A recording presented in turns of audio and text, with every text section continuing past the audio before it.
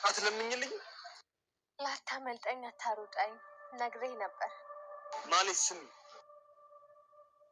በዝና በኩል የላክሻቸውን ሀሰተኞች ገዢዎች ዮናስ ጨርጨር ሄደሽ አይመጣም ሂዱ በያቸው። 10 እየደውሉ አይጨቅጭቁም። አልገባኝም። እንዲገባሽ በደንብ አድርገሽ ስሚኛ። ቤቱን መኪናዬንም ሸጫለሁ። እናንተ ለላካቸኋቸው ሀሰተኞች ገዢዎች ሳይሆን እኔ በራሴ በኩል ላገኟቸው ገዢዎች ሸጨዋል። ምን? እንግዲያውስ ከዚህ በኋላ እንደ ቦምብ ቦው ብለሽ ፈንጂ ጭራቅ።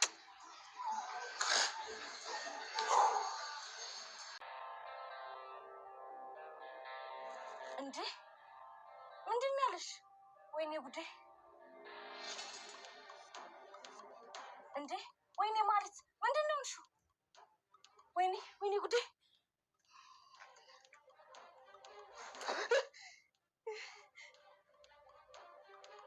አረጋች ደህና ናት እኮ። በቃ ደህና እኮ ነች። አረጋጋ በቃ። እናንተ ልመን ወይስ አይኔን ልመን? ስማኛና ኩሽ ምንድን ነው ነች? ኳስ ስትጫወት ጭንቅላቷን መቷት። ምን? ስትጫወት እኮ ነው። ብሩክ እንግዲህ በቃሉ መሰረት ልጁን ለማሳከም ተፍ ብሎ ያለውን ሀብትና ንብረት ሽጦታል። በዚህ የተነሳ ማህሌት ደግሞ እያበደች ነበረ። እንግዲህ ኤፍራታ ባለቻት መልኩ ማህሌት ብሩክ ገንዘቡን እንዳይሸጠው እና እንዳይለውጠው የሆነ የሀሰት ሰዎች ላኪና እነሱ እንደገዙት አድርገው ይቆጥሩት። ስለዚህ ለምን ሄደሽ ከዝና ጋር አትመካከሪበትም በዚህ ጉዳይ? ዝና የሆነ ፎርጅድ ሰዎችን ይላክና ከዛ በኋላ ሀብትና ንብረቱን እንዳይሸጠው ተመልሰሽ ማሳገር ትችያለሽ ብላን ነበረ። እንግዲህ ማህሌትም የኤፍራታን ሀሳብ ተመርክዛ ወይም ደግሞ ተመችቷት ወዲያውኑ ይህን ሀሳብ እንዳመጣችላት ነበረ ወደ ዝና ሄደችው። እንግዲህ ብሩክም ከገዢዎቹ ጋር ቁጭ ብሎ እየተነጋገረ ነበረ። ያው ከሚፈልገው ቦታ ነው ራሱ የቀጠራቸው። ደስ የሚለው ነገር በራሱ በኩል ነው የመጡት እነዛ ሰዎች እና በድጋሚ ሊጭበረበር አልቻለም። ማህሌትም ካፌ ሄደች እና እንግዲህ እኔ ቤትና ንብረቴ ከተሸጠ ምንም ነገር ሊኖረኝ አይችልም፣ ስለዚህ እንዳይሸጥ አግድልኝ በማለት ለዝና ትነግረዋለች። ዝና ደግሞ አንቺ ቆይ ምን አይነት ሰው ነሽ? ድንጋይሽ አታስቢ ምናምን እንዴ? እኔ ምን አይነት ሰው ነኝ? እንደዚህ ሞኝ አይደለሁም፣ ብልጥ ነኝ። ሲጀመር አሁን ታውቂያለሽ ያ ብሩክ ከገዢዎች ጋር ነው አይደለ ቁጭ ያለው። ታዲያ እነዛ ሰዎች የማን ይመስሉሻል? የእኔ ናቸው። እነዛ ወንድሜ ነው የማውቃቸው ናቸው እና ችግር የለውም አታስቢ፣ ዘና በይ ፈታ በይ፣ እንደተሸነፍሽ ሊሰማሽ አይገባም እያለ እንግዲህ ያበረታታል፣ ያጠነክራታል። ማህሌት እንግዲህ በጣም ነው የተደሰተችው። እንግዲህ ዝና እነዛ ሰዎች የኔ ናቸው ብሎ ሲነግራት፣ ምክንያቱም አላመነችም ነበረ። እንግዲህ ዝና ቀድሞ ይህን ሀሳብ ያመጣዋል ወይም ደግሞ ይተገብርልኛል ብላ ስላላሰበች ተደስታ ነበር። ቢሆንም እንግዲህ ብሩክ ደግሞ ጠርጥሯል ማለት ይቻላል። ከመጀመሪያውኑ እንደዚህ እንደምታደርግ ያወቀ መስሎ እንግዲህ ከሌላ ሰው ጋር ነበር የሄደው። ነቅቶባቸዋል። በአሁኑ እንኳን ጥሩ ነው የተካሄደው። ማለት እንግዲህ ያው ከስራለች፣ ተሽጧል። አሁን ላይ ገንዘብ ምንም በእጁ ገብቶለታል። አሁን ቀጥ ብሎ ልጁን ማሳከም ነው ያለበት። ቢሆንም ማህሌት እንግዲህ ተመልሳ ሌላ ሰዎችን ለመላክ እየሞከረች ነው። አሁንም በድጋሚ ለማሳገት እየሞከረች ነው። በዝና በኩል እንግዲህ ገዢዎች ካልገዙት በራሴ በኩል እልካለሁ ብላ የራሷን ሰዎች እንግዲህ የውሸት የሀሰት ገዥ መስለው ልካቸዋል ማለት ነው። በሌላ በኩል ቅድስት እንዲሁም ደግሞ ምሳሌ ቁጭ ብለው በጣም እየተጨዋወቱ እያለ እንግዲህ ትምህርት ቤት አትችይም ትችያለሽ አሉኝ በማለት ትምህርት ቤት ትዝታዋንና አንዳንድ የተባለችውን ነገር ከቅድስት ጋር እያወሩ ነበረ። ቅድስትም አንቺ በጣም ጎበዝ እና አስተዋይ ልጅ ነሽ፣ በዛ ላይ ደግሞ ያው ኳስ እንኳን ትችያለሽ መጫወት፣ ነይ እስኪ እንጫወት እያለቻትም ነበረ። ቁጭ ብለው እንግዲህ ቦሌ ቦሌ ነው የሚባለው ቦሌ ቦሌ እየተጫወቱ እያለ እኔ በጣም ጎበዝ ዘበኛ ነኝ እያለች ምሳሌም ራሷን በጣም ከፍ ከፍ እያደረግች ነበር። በዚህ የተነሳ እስኪ በቃ አሁንማ ጎበዝ ዘበኛ ከሆንሽ እናያለን በማለት እንግዲህ ቅድስት እየተጫወቱ እያለ ኳሱ ከፍ አድርጋ እንግዲህ ከጭንቅላቷ በላይ እንዲያልፍ አድርጋ ነበር የወረወረችው። ግን ቅድስት ሳታስበው በላይ አሳለፍኩ ብላ እንግዲህ ከጭንቅላቷ ላይ እንዲያርፍ አድርጋለች። ከጭንቅላቷ ላይ ካረፈ በኋላ እንግዲህ ምሳሌ ደም በደም ነው የሆነችው። ቅድስትን በጣም ደንግጣ ነበረ። ምንድን ነው ያደረግኩት? እንዲገደልኳት ወይስ ምንድን ነው በማለት በጣም ፈርታ ስታለቀስ ነበረ። እሷም በአፍንጫዋ ደም ሲነስራት ነበረ። እንግዲህ አባቷ ሁሉን ገንዘብ ካስተካከለ ካገኘ በኋላ የምሳሌ እንደዚህ ራስን መሳት ደግሞ እንዴት ነው ወደ ውጭ ሀገር ትሄዳለች አትድ የሚለው ይስተጓጎላል፣ ትታከማለች የሚለው ትንሽ አወዛጋቢ ነው። ቢሆንም ቅድስት እንግዲህ ባላት አቅም በሙሉ ተጣጥራ ለባለቤቱም ለብሩክ ለመደወል ሞክራለች። እንዲሁም ደግሞ በጣም ደንግጣ ስታለቅስ ነበረ። እኔ ነኝ እንደዘረኳት፣ በእኔ ምክንያት እንደዚህ ሆነች እያለ ስልክ ስትደውልለት አያነሳም። መጨረሻ ላይ እንግዲህ ደውላ የሚያነሳላት ስታጣ ለዳጣ ነበር የደወለችው። ዳጣ እባክሽ ድረሽልኝ፣ እንግዲህ ምሳሌ ታሟለች በጠና ሐኪም ቤት ፍጃት ስትል እኔ ምኑን አውቄው ሐኪም ቤት አላቅም የት እንደምትሄድ ራሱ።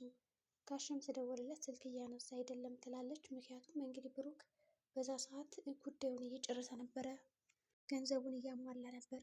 ቢሆንም እንግዲህ ዳጣ ከሞገስ ጋር ነበረች እና ሞገስ ለምንድን ነው እንደዚህ የምትሆን?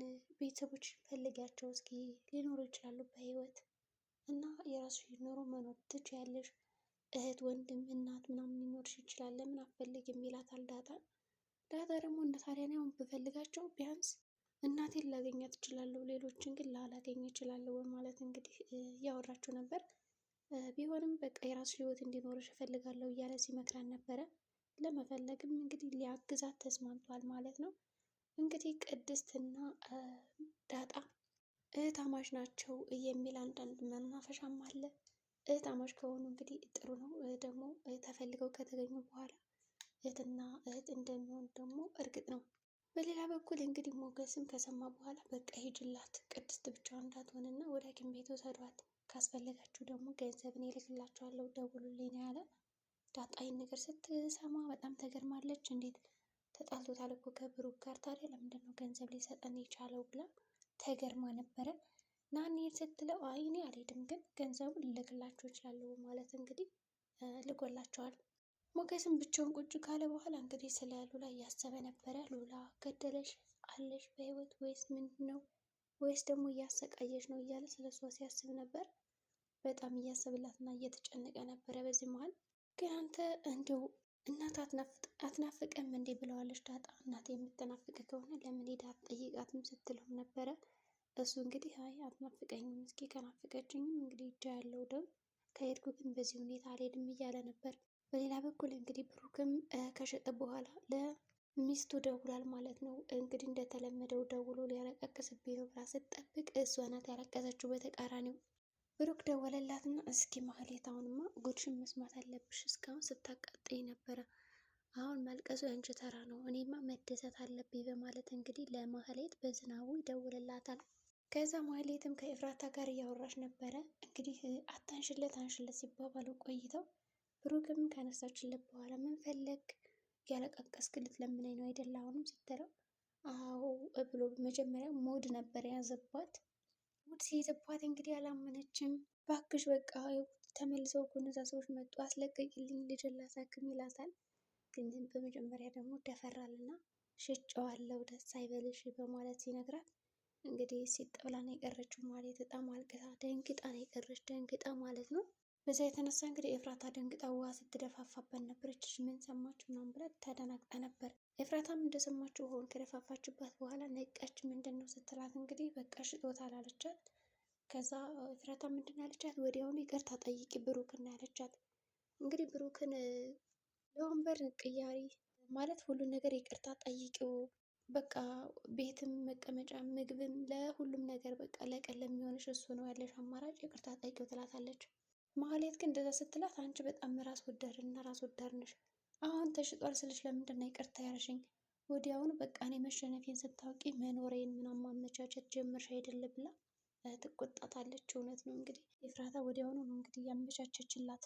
በጣም እያለቀሰች ነው እንግዲህ ማህሌት። ግን ወደ ቤት ከመጣ በኋላ ምሳሌ ታማለች። እንግዲህ ቅድስት በእኔ ምክንያት ነው እንደዚህ ሆነች እያለ እያለቀሰኝ ነው። ዳጣ እባክሽ ፈታ በይ፣ እንደዛ አታልቅሽ፣ አልቅስሽ ምን የምታመጪው ነገር የለም ስትላል ነበር። ግን እየሰማቻት አልነበረም። ቢሆንም ወደ ውስጥ ከገቡ በኋላ ምሳሌን ሲያት በጣም ደንግጧል። እንግዲህ ምሳሌ እንግዲህ በመጨረሻ እንዳቀድመው እንጂ ገንዘቡን ከመጣ በኋላ እሷ ከሞተች ደግሞ ከባድ ነው የሚሆነው። ምሳሌ በአሁኑ መታከም አለባት። እንግዲህ ነቃ ማለት አለባት። ለቃቀሱም ነበር እንግዲህ ዳጣና ቅድስት። የዛሬ ቪዲዮአችን እንግዲህ ይህን ይመስላል። በቀጣይ ቪዲዮ እስከምንገናኝ መልካም ጊዜ ይሆንላችሁ። ሰላም ጤና ይስጥልኝ ቻናሌ ቤተሰቦች።